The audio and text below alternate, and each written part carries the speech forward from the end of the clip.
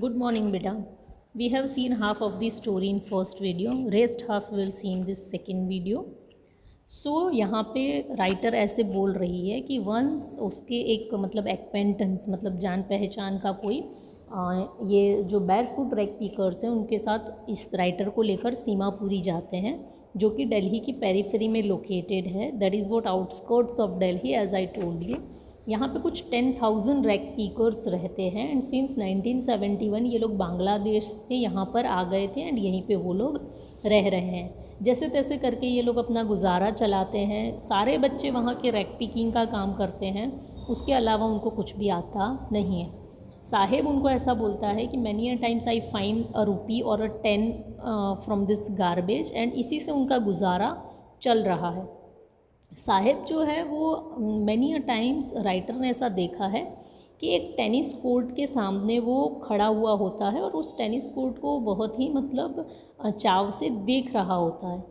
तो he always wanted to wear tennis shoes and he always wanted to play tennis like the people play in the tennis court.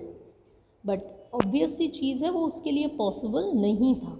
अब एक दिन अचानक से साहेब shoes पहन के आता है और उन शूज़ में से एक शू में होल होता है. बट उस होल से उसे कोई मतलब नहीं है. वो तो इतना हैप्पी होता है कि at least he got a shoes to wear. तो वो शूज़ पहन के वो राइटर को दिखाने के लिए आता है. जब वो आता है तो बोलता है कि ये मैंने आज शूज़ पहने हैं. राइटर देख के ऑब्वियसली समझ जाती है कि किसी अमीर बच्चे ने उसके जो शूज़ फेंके थे वो शूज़ ये बच्चा पहन कर आया है. बट स्टिल वो बहुत ही हैप्पी होता है.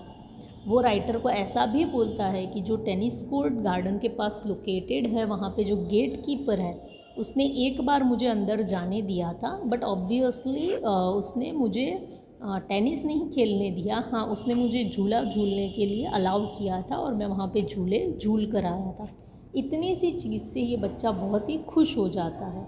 उसके बाद बहुत टाइम तक ये जो साहेब है वो राइटर को दिखाई नहीं देता.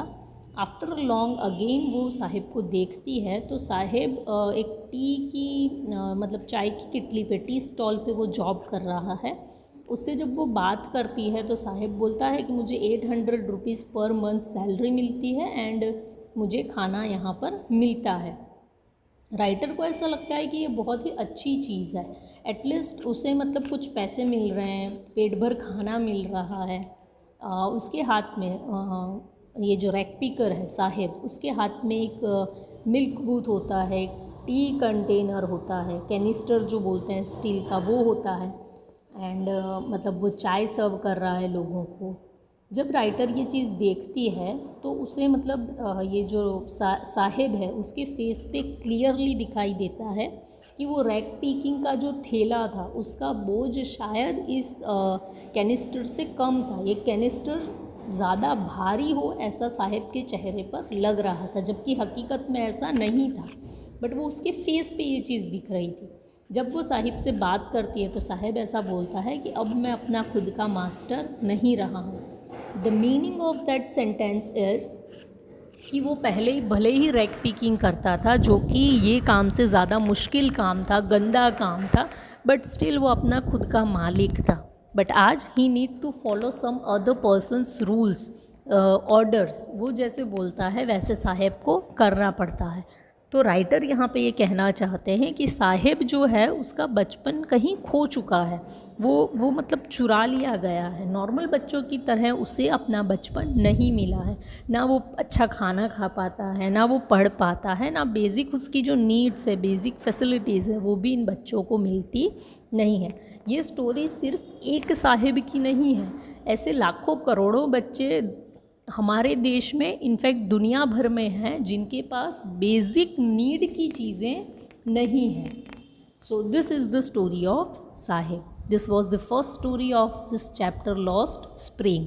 We will see the second story. The name of that story is I want to drive a car. ये स्टोरी हम लोग नेक्स्ट वीडियो में देखेंगे.